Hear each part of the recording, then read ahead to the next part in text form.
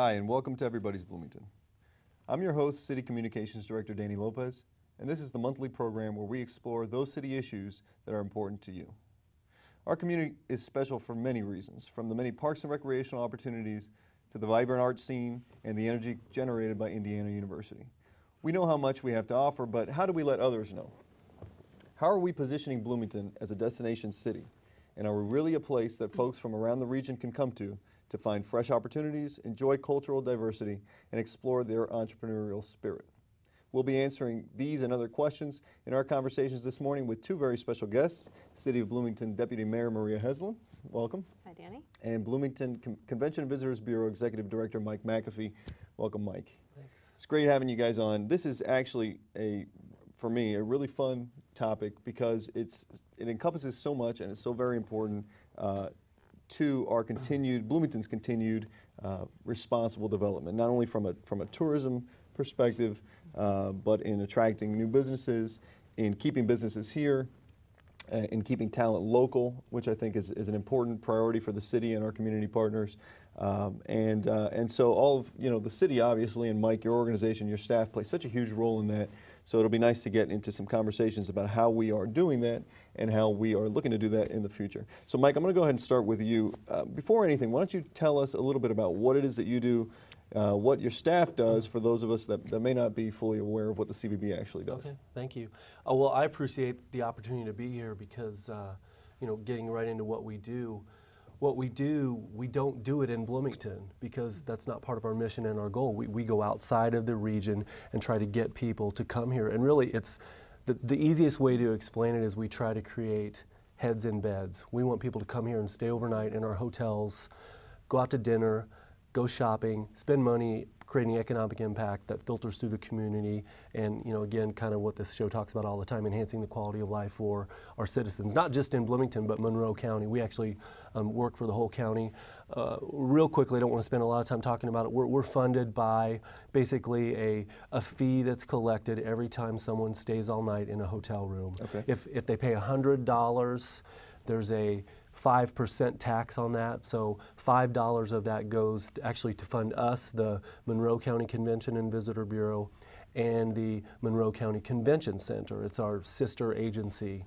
We get 60% of that, and they get 40% of that. So you must work very closely. I mean, you talked about heads in beds and getting people to come downtown, getting people to stay in the hotels, shop in the stores, eat at the restaurants. So you must work very closely then with all of these business and these business owners. Absolutely, absolutely. We work closely, with every inn or hotel or lodging facility, restaurants. Again, where's a visitor going to go? They're going to shop downtown. They're going to go to the mall. Those types of places. So those are all our partner type organizations. We are very much a sales organization. We try to go after large events, conventions, meetings, sporting events, partnering with the granddaddy of them all, our Disney World here in Bloomington, IU, on so many things. It's the reason we're all here. We know it, and we give them credit for so much of what comes our way. And but it's just trying to get a group of 200 to 300 people here for 4 or 5 nights has a big impact on everyone. And obviously, to that end, the city has an important role to play. Sure. In making sure that you're supported in the community, in making sure that you've got the resources to do the work that you do, in being good community partners and being welcoming and making sure when people come to Bloomington, the experience is a good one. And so maybe, Maria, you can talk a little bit about what the city's function is in dealing with the CVB and how we offer support. And I know Mick, who we had on a couple weeks ago, really does a lot of work with you, Mike. Mm-hmm. So how are we doing that? I mean, how are we? We started to partner more and more with the CVB, which I think is so win-win for the city and the community and your organization. I think we see that visitors are a huge part of our community character. I think Bloomington is centered on community character. That's absolutely one of our strengths.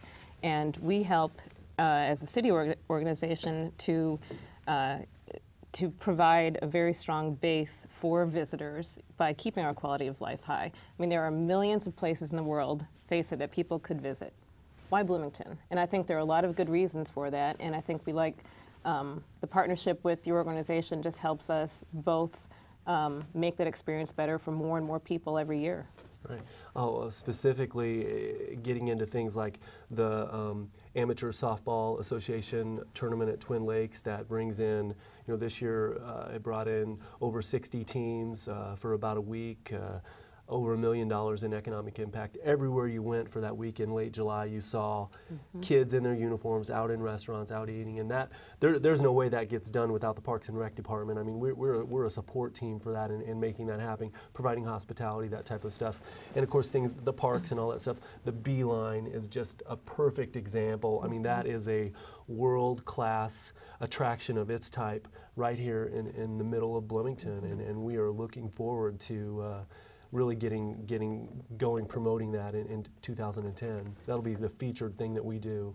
And Mike, you bring up an interesting, you started talking about specific events that you had. I know we had the Adidas AAU tournament here that was huge tournament for us.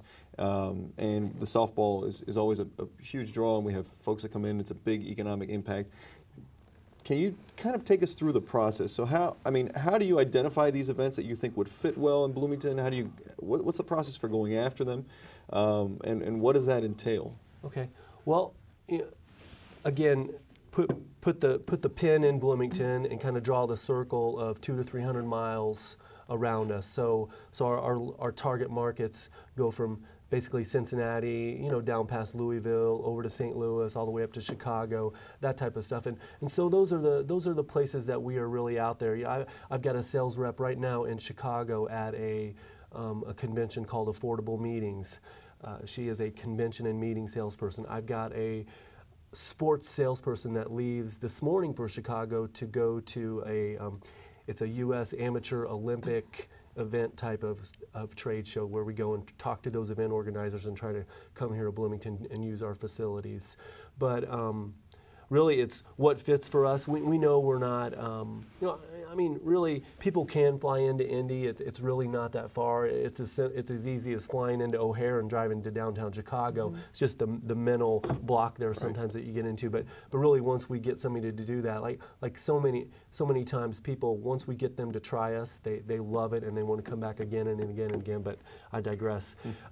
We go after events that make sense for us, where people can really drive in. And like this past year, we had the Northern Midwest region for the softball. Last year we had a national tournament. We had more people from the Northern Midwest, more teams show up this year because it's easier to drive to. So that's what we were really try to do. We're affordable. We're in a great location.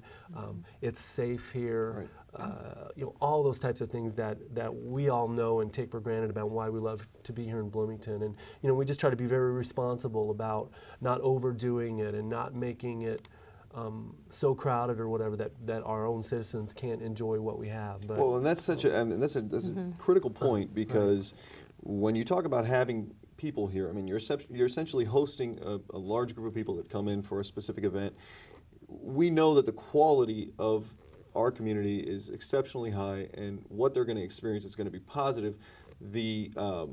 The goal then has to be making sure, because once you've got this event and it's here and people have a great experience, they're more likely to come back and bring that event back. So it's really making sure that once they're here, they're able to take advantage of everything that we've got to offer here in the city.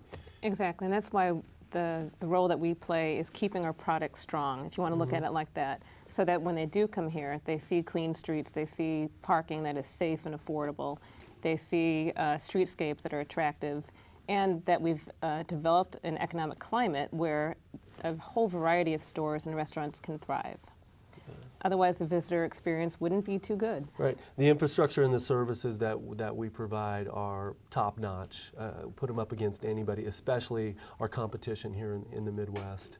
But again, what the beauty of it all is a convention and meeting attendee spends on average. We use $120 per day per attendee, and that's very conservative when you think about it. Right. Think about a hotel room, 3 meals, any shopping they do, any incidentals. A sporting event attendee is about a little over $80, again, based on the same thing. And